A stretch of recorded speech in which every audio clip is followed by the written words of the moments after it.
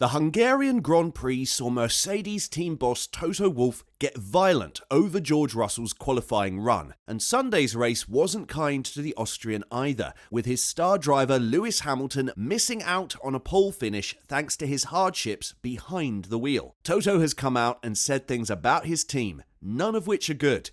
Let's hear all about it in today's video, so keep watching.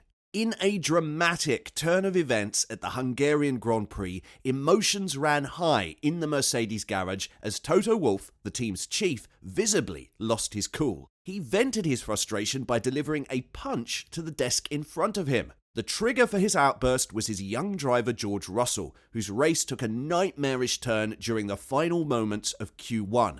Russell falling short left Wolff seething with anger over the unforeseen setback. George Russell started pointing fingers at the issue of heavy traffic during a crucial phase of the race. As the seconds ticked away, drivers maneuvered fiercely to overtake one another in a bid to cross the finish line and set a final flying lap. Speaking to the media, the Briton said, "I was trying to respect the gentleman's agreement and got overtaken by a couple of cars, most notably Pierre, who overtook me at the final corner. George Russell accepted there was nothing more he could have done to advance to the next session after a slow start to his lap. We were fast. The car felt great. The whole session we were out of sync with everybody. I got overtaken by 4 cars going into the last corner, starting my lap. I was 3/10 down before I got to turn 1. The tyres were nowhere and it was totally normal that we went slower and didn't make it through. Really disappointed. We didn't need to take so many risks. We went out for 1 lap at the end, one of the few cars that did that.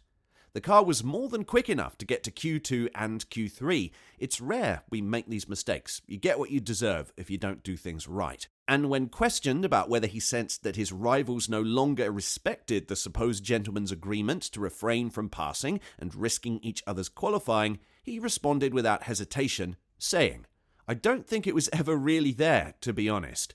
In all honesty, I would have probably done the same if I was in their shoes. You've got to fight for yourself. But the track is big enough. It's 4.5 kilometers long and we were in a space of 1 kilometer with 10 cars. So we just need to look in the mirror and recognize that we made a big cock-up." Just as he didn't hold back on hitting the desk, Toto Wolff didn't hold back in criticizing rival drivers. He accused them of tossing to the side any sense of a code of ethics on the track. Despite recognizing that Mercedes shares some responsibility for the unfortunate outcome, as they should have dispatched the driver a bit earlier to secure better track space, Wolff didn't mince his words when speaking with Sky Deutschland. He said, "We screwed up. Of course, everything is bad for him at the moment. It wasn't his fault. We really messed it up for him. The drivers no longer have a code of ethics." Sky Sports F1 host Martin Brundle disclosed that among the drivers there exists a gentleman's agreement aimed at preventing traffic-related problems during qualifying sessions, but he emphasized that this approach had a detrimental impact on George Russell's Grand Prix weekend,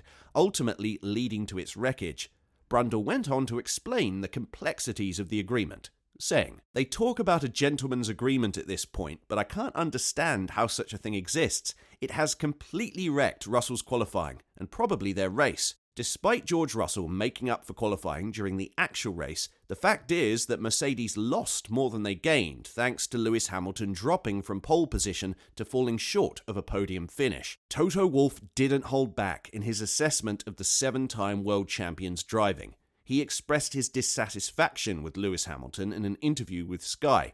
He openly shared his disappointment, highlighting the high expectations he has for his team and drivers, saying, "The only thing that was good today was George's driving. We have to look at everything else. I think we lost a podium."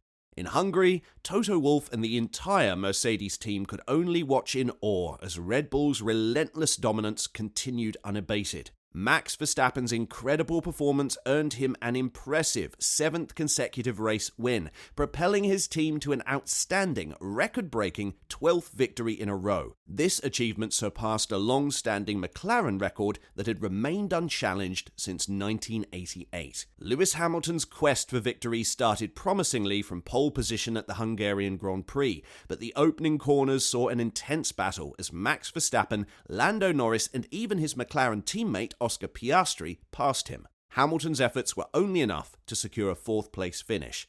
Speaking on how far Red Bull is from the rest of the pack, Toto Wolff told reporters, In terms of data, you see it was quick. Quick in terms of the rest of the world, and in the F2 car, it was quick. The F1 car won by 30 seconds. That's where they are. It's like a field of Formula 2 cars against a Formula 1, and they've done the best job.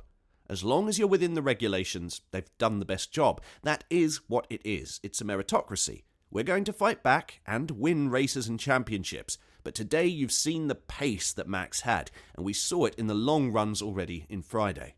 Christian Horner, speaking to the media after his team's remarkable record-breaking 12th consecutive Formula 1 race victory, responded to Toto Wolff's comments regarding Mercedes' recent struggles. Horner emphasized that their approach is to concentrate on every single aspect where time can be gained. He said, "I think at the moment that is just the way that the team is working. It's all about the details. I think we're leaving no stone unturned at the moment. The strategy was strong. The pit stop today was 1.9 seconds that the guys put in for Checo Perez, and very quick stops again for Max. You're seeing a whole team just operating at such a high level. There's no silver bullet in Formula 1, and I think it's always a combination of factors that have to come together to achieve these kind of results." Christian Horner found a weak point in Red Bull's weaknesses, but Max Verstappen proved him wrong during Sunday's race. He said, "It's always the fine margins. I think we've had some variable starts this year. Thankfully, we got a good one when it mattered from the dirty side of the grid. Max has been putting a lot of focus, working with the engineers on that, working with the guys at RBPT and Honda, and they delivered a great one today." Having shattered the previous record for consecutive Grand Prix victories, which stood for 35 years during McLaren's dominant 1988 season with Ayrton Senna and Alain Prost, Christian Horner didn't want to entertain the thought of winning every single race in the current season. "We achieved history today, which is something very special for the whole team to achieve the record of 12 consecutive Grand Prix victories to break the record from 1988. I remember watching Ayrton Senna and Alain Prost and the great McLaren team at the time led by Ron Dennis. To think that it's taken 35 years and we're a team that have managed to break that, particularly with the quality of the opposition that we're racing against, it is a phenomenal achievement and one that the whole team can be immensely proud of. How long can we keep this winning run going? Who knows? We've got another challenge next weekend, the sprint race, variable conditions of Spa. Anything can happen, so really we're just taking it pretty much one event at a time." Ferrari team principal Frederick Verstappen firmly disagreed to Mercedes team boss Toto Wolff's remarks about Max Verstappen's exceptional pace. The Frenchman couldn't resist making a light-hearted jab at Wolff's team, drawing a comparison to how Mercedes felt when they were dominating the sport in the past. With a laugh, Vasseur cheekily suggested that to accurately gauge Verstappen's abilities, he should be given an F2 car for comparison. But Vasseur quickly shifted the focus back to Ferrari and expressed his desire not to engage in such statements, signalling his intention to concentrate solely on his team's performance. He said, "Give him an F2 and we'll see. Red Bull is in front, but the feeling is the same as when Mercedes was there. We must focus on us and do more and minimize mistakes. I don't think it makes sense to make these kinds of statements." Does Frederick Vasseur have a point?